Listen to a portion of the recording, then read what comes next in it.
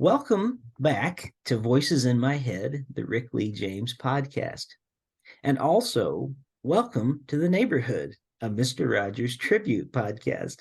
This is going to be a unique episode today because I'm actually doing a crossover between the two podcasts that I host.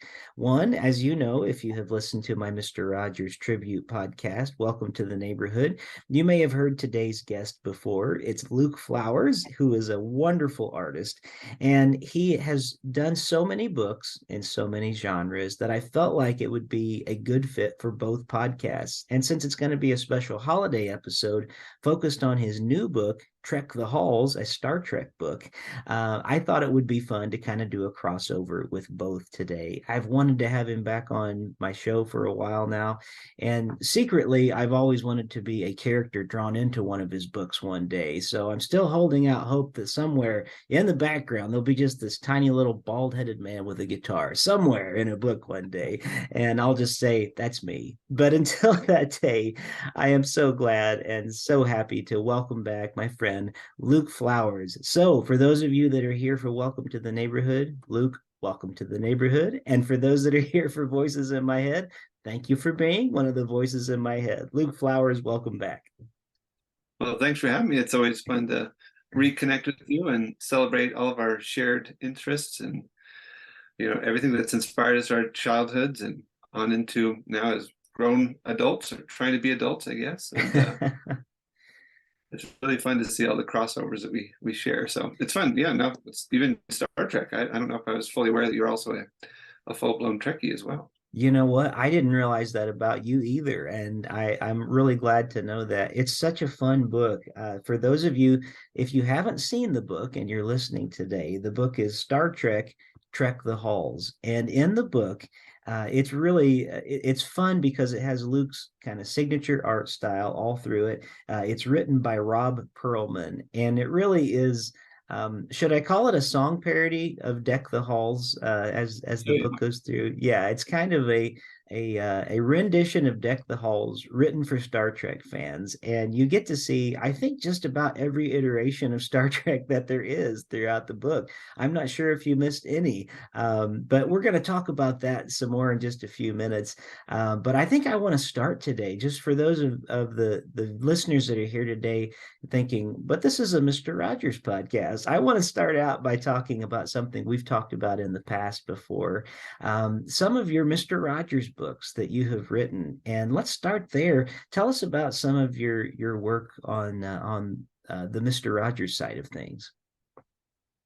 Yeah, it started with A Beautiful Day in the Neighborhood, the poetry collection of from Fred Rogers. So really, I mean, I haven't written them. I was just the illustrator, which was, an honor beyond anything I could have imagined when it came through. And that was with Quirk Books and just being able to work with them and the Fred Rogers production company and just the teams there has been, it's such a unique experience, really. And it's almost a little bit like, talk about the Star Trek world as well, a little bit. It's sort of the same thing. We both grew up, as you mentioned, loving it, but maybe we don't celebrate it quite as much. And then you get an opportunity to kind of dive further into it and share it a little bit more. And you start to realize all these, fellow fans and new fans. So for me, that's really what the Mr. Rogers books have been about, is kind of being able to share something that meant a lot to me as a child. And now as a parent, sharing it with my own kids. And then just finding so many new friends and neighbors through it, from, trips out to Pittsburgh to, book trips and book events. And they're just, it's amazing how many people just come out and share some unique story about what Fred Rogers meant to them. And then getting to connect with friends like you who, really celebrate him every day. And that's really what I've loved, is just being able to see how so many people, it's kind of, comes in waves. Unfortunately, I think sometimes we get on a kick of something that's kind of trendy or, something new, or also we, from Bob Ross to Jim Henson to, all these really great idols, or not idols, but, icons. And so it is neat to see. I think the Fred Rogers, kind of resurgence came at really a much needed time in our society. So that was really nice to be able to see the way that the book kind of connected with a lot of interest through the, the documentary, and then the film with Tom Hanks. So there was just some really great cultural references and connection points too. Mhm. So I was lucky to be part of some of the books that now there's a lot of them out, actually, a lot of new children's books featuring Fred Rogers, his story, his music, impacts that he's had in our culture. So And you pretty. know what? I think I have every iteration of children's book that has come out about Fred Rogers in the last few years, and honestly, they're all wonderful. And I think, and I don't say this just because you're here. Your particular style of art is if not my very favorite of all of them has come out. It's one of my very favorites. It just has such a for lack of a better word, it's a childlike feel. There's a childlike joy, and you see that in all your books, whether it be Moby Shinobi or the Muppet Christmas book that you did. Everything that you draw, to me, it brings out this childlike wonder and hope, and I really appreciate about that. And I think last time when you were on the show, you only had the first Mister Rogers book out at that time, and I think it's You I Like came out a little bit after that, so they are really just great books, and I hope that there'll be more in the future, and maybe we'll see what comes down the road. But you seem like such a busy person, and I think that even this past week, if I'm not mistaken, you had a gallery show that happened, and I just wanted to find out, how did that go for you? Yeah, that's still going. Oh, I'm okay. a little late in getting my piece together. It's really neat. It was for celebrating the LA Public Library's 150th anniversary. So Oh, wow. I'm a little late. Usually I get my pieces in on time, but this one's going to be a little late to the show. But yeah, so it's kind of a Raised by Rainbows. I've been doing those series where I kind of put all my favorite characters in their color coordinated sort of display. And so this was really fun to go back, just all the books that I've loved throughout my childhood, and ones that we raised our kids on, ones I just love now. So just these characters, they're so iconic. And again, just like with the Mr. Rogers stuff, I love doing this kind of stuff where you can pay homage to the things that inspired you, and then you start to see how many other people share, such just all these great memories, or that character also just loved throughout their childhoods. And then even, when I share them, a lot of times new teachers or parents are like, oh, I love raising my kids with all these. So I think it's our way, as we've grown up. Well, I mean, maybe we haven't fully grown up, but to continue to share the things that inspired us. And it's neat to see how they do come back around and there's new renditions of it. But I love seeing that it also inspires new creativity and some of the characters that we grew up on. I know artists now have created some really unique characters that are going to inspire the generations, that are now enjoying films and, just, television shows that are so unique. And I Yeah. know I always say we kind of grew up in a really unique era of storytelling and character design. I agree. There's so many amazing just franchises that came out of that time that I think really inspired a lot of us that now grew up to be creatives. And so I usually take that as a pretty big honor whenever I have a chance to not only create something original, like the Moby Shinobi series. That was really fun to kind of come up with my own original character. But again, it Hmm. paid tribute to, just the idea of even Mr. Rogers. Like, what do you do when you're in your own neighborhood, seeing people that need help? And then again, hoping that, kids get the idea about, it's not just about having an adventure, but, meeting friends along the way, Hmm. and having an impact in whatever neighborhood you're in. So Yeah. Well, I like that's the way it comes full circle. Yeah, I think that's terrific, and I so enjoy the artwork that you do, and that kind of, as you talk about characters you grew up with and shows that you enjoyed, let's move with warp speed into the Star Trek book today, because some of our audience is saying I'm here for the Trek, and I'm Yeah. definitely one of those people. I think I have seen every episode of every Star Trek show at this point. That wouldn't have been the case before the pandemic hit. Right. I was mostly versed in the original series, Next Generation, and some Deep Space Nine. But I took some time during the pandemic and kind of caught up on the shows I hadn't seen, and then have seen all the new stuff that's come out. So I've been trying to keep up with it. So it's really been fun look through the new book and to see the way that you've incorporated a lot of the Star Trek universe into it, and really, once again, something that has very a childlike, very joyful, very hopeful thing to it. And the downside of being on a audio podcast, which we're just going to hear this, is people can't see the amazing artwork on the front. But just to describe it a little bit, if any of our listeners haven't seen the book, and it's a festive looking. There's a wreath in the background, and coming out of the wreath, kind of standing in the middle of it, we have Spock, who is giving us the live long and prosper symbol. We have Captain Picard, who is playing his flute, and then we have Captain Janeway with her beloved coffee, which we know she just about would take heads off in the show if she didn't get her coffee.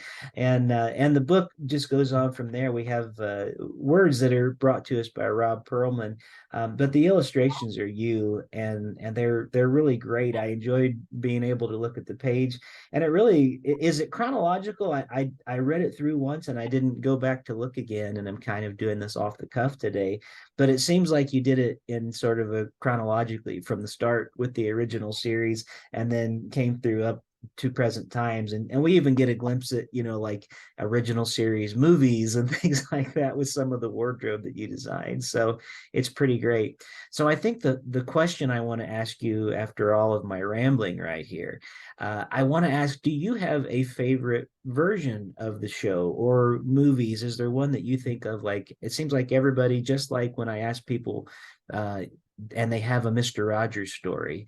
In the same way, if you're a Star Trek fan, everybody seems to have like, yeah, that's what is Star Trek to me. So is there one to you that you think like, yeah, that's to me when I think Star Trek, that's the one? Yeah, I mean, I think like you mentioned, we're sort of in the same age range, and Mm-hmm. so growing up, it was a lot of just the reruns of the original, and Mm-hmm. my dad was a pretty big fan of it, so we often had it, watching it together, and so I really just fell in love with it with the originals probably through the reruns, and just, I mean, right away for me it was the aliens and just the weird worlds, and even though the Mm-hmm. props and the sets were so kind of uh, you know, simple. They were just so creative, and just like you've never seen a lot like that, ever since then. Of course, we had Star Wars coming out, and um, but again, I just was totally drawn to just the unique character design of those just alien characters and the worlds.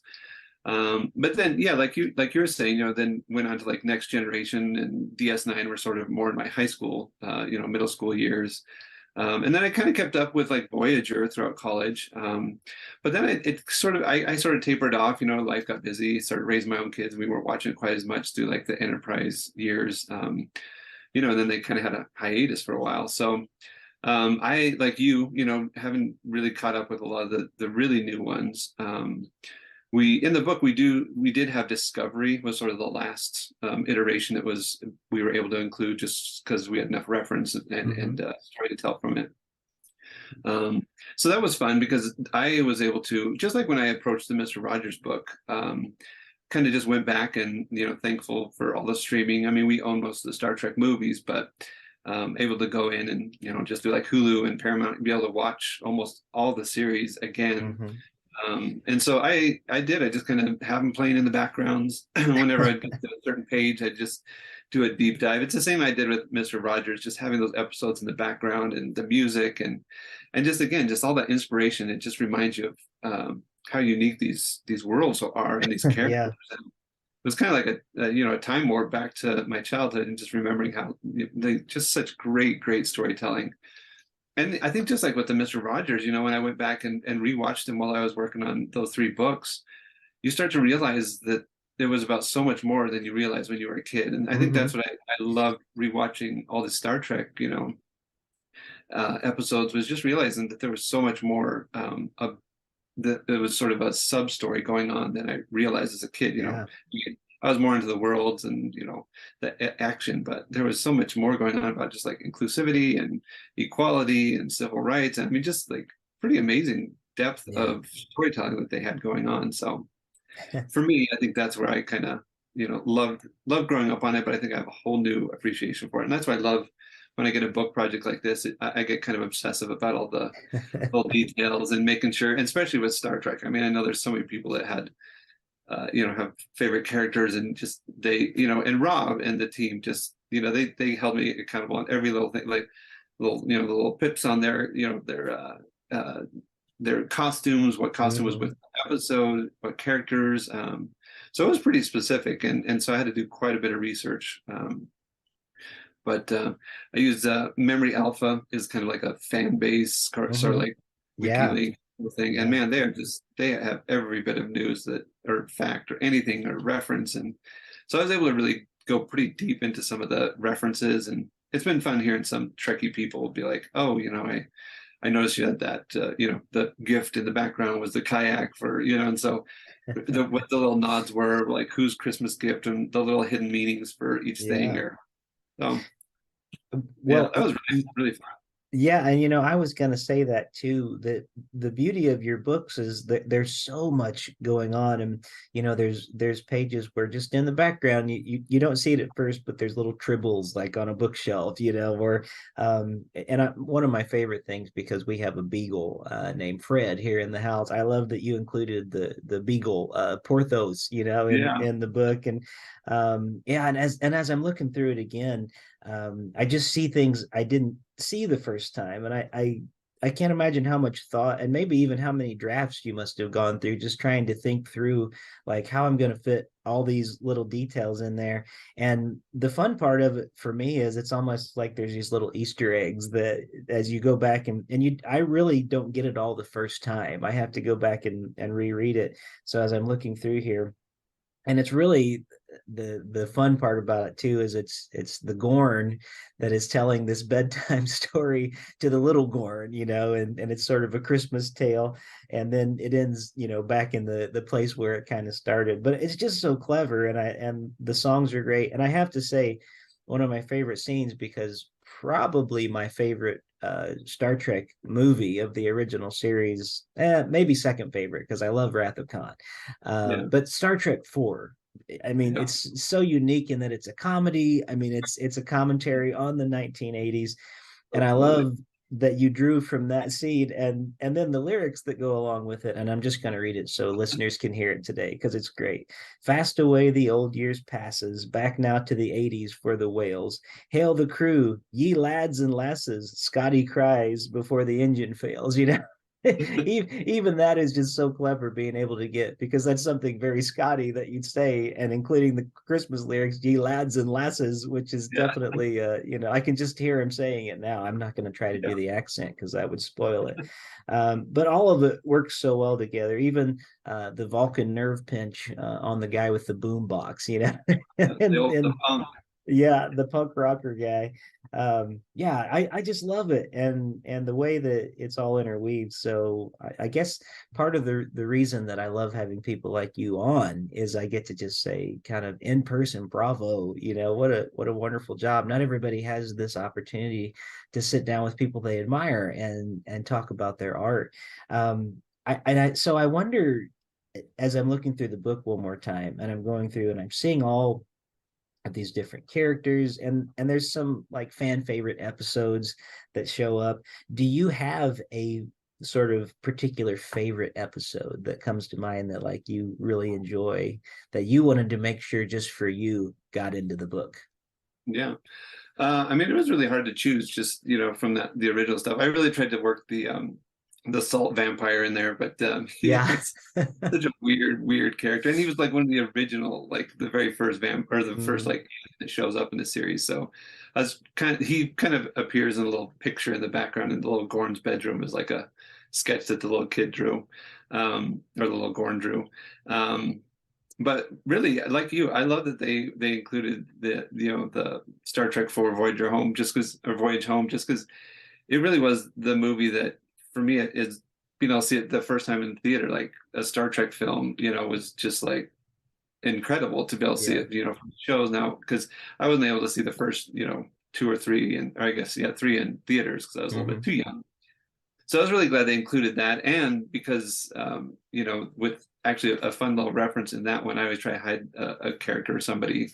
But the punk is actually Kirk Thatcher, who has gone on to do a ton of Muppet stuff. He Mm, from he's just a huge part of just everything with Jim Henson. And so that was sort of my nod to also that other love interest of my life is just the Muppet stuff. And so how it's just fun that Kirk was in it, such a random character. So for me, it also, like you said, it had such a 80s vibe to it that I always go back to that one as such an iconic film. So and I'm glad they included it because they didn't have any other films. I mean, in the movie or in the book because there's just so much to pull from, and that's what really made it hard was trying to capture a lot of episodes from each one. Even with like Next Generation, we kind of had two spreads going over. And a few other ones had like maybe one or two panels, but yeah, it was hard to pack all that in and choose a favorite, but Yeah. I was glad that they included Voyage Home. Well, with him having the name Kirk too, it almost seems like it's meant to be, right? I mean, he has to be in Star Trek with the name. Yeah. So, Well, and even well, that, I loved it. Like Kirk, that the Gorns were such a big part because I love that. If there is an yeah, episode from the originals, I think the Gorn one is such a neat. Again, just really interesting meanings behind that whole episode as well, and just about understanding differences and sort of misguided maybe perceptions of a culture that you might not understand yeah, on first yeah. Well, connection. Well, I can tell you, and as I often say to people on the Mister Rogers podcast, welcome to the neighborhood. I think I speak for many people that follow on the Twitter feed for Mister Rogers. Say so many people, whenever I share your artwork, they comment on how impressed they are, how much they enjoy the books, and so on behalf of many of us, not just me, I think many of us would just want to say how proud we are of you and what you have accomplished. I mean, my truly something I wish could have happened before Fred Rogers passed away. The way that he would bring artists onto his shows and would take time. I think of the episode with Eric Carley, where he would go through in his studio and kind of show the process of how the art is made. I truly wish that Fred Rogers would have lived long enough to see you in your prime, because I think you would have been one of those guests that he would have reached out to and said, "Hey, let's go over to Luke Flowers' studio, and kind of step in and show it step by step." So we don't have that, but what we do have is a chance to sit with you, who you've done so much not only for the legacy of Fred Rogers. We think about the Star Trek book that we're talking about with its holiday flair right now. The Muppet Christmas, especially, is the one that I think of, and your love for the Muppets. The number of books that you've created of your original. We mentioned Moby Shinobi. You've written and illustrated more books than I could probably even count, off the top of my head right now. And part of the reason I wanted to have you on this episode just before Christmas too is just to remind everybody, hey, if you're looking for Christmas gifts, here's an artist who does really good work. Is somebody that really has an inspiration from people like Fred Rogers, who really are trying to make the world a more neighborly place. And so, just as I say to everyone listening today, if you're looking for those last minute gifts or even gifts for the new year, Luke Flowers, you should check him out wherever you buy books from, because you can't go wrong with that. So thank you so much for all your good work. Thank you for coming back and being a guest today with us. It is always such a pleasure. I wish we had more time, but you are a busy man and I'm a busy man, and unfortunately, we have to fit these into little compartments. Before we go today, though, is there anything that you would like to leave with our listeners today? We're definitely going to have links on the show where they can find out more about you and your artwork. But I'd love for you, if there's just anything that is kind of on your mind and heart that you'd like to say to everybody listening today. I just wanted to give you a chance. Well, first, thank you. So that was an honor just to have you even appreciate the work and share it like that, and just have a platform like this that you use to celebrate not just Mr. Rogers, but so many other just fellow neighbors that you appreciate like me. I'm honored to be part of them, and so I would echo just what you're trying to do, is every day just trying to bring a little bit more just kindness and thoughtfulness and joy into our world through the art that we create. I'm obviously honored just every day to be able to get to do that, even on the hard days when, like you said, it gets busy and deadlines are looming. but especially this time of year, it's a blessing to be able to connect with friends. So if I would just encourage everybody to slow down a little bit. I know it's hard at this time of year, but take time to have conversations like this with a friend and catch up and just appreciate who they are and what they do in the world and the way they impact the world around you. So thank you, Rick. I mean, you're an inspiration to me each day with your music and just the way you spread joy and juggle a lot. So Wow. Well, thank you for that. I really appreciate it. Well, as I've been sitting here and trying to think, how do I close out a show that is two podcasts in one for Voices in My Hand and Welcome to the Neighborhood? So I guess I'm going to have to do my closing from both shows. So for those of you that are here for the Welcome to the Neighborhood, the Mr. Rogers podcast, I will say to you, Luke, I'll say thank you for stopping by for a visit in the neighborhood this week. And for those of you who are listening through the Voices in My Head feed this week, I will say, Luke Flowers, thank you for being one of the voices in my head. you're very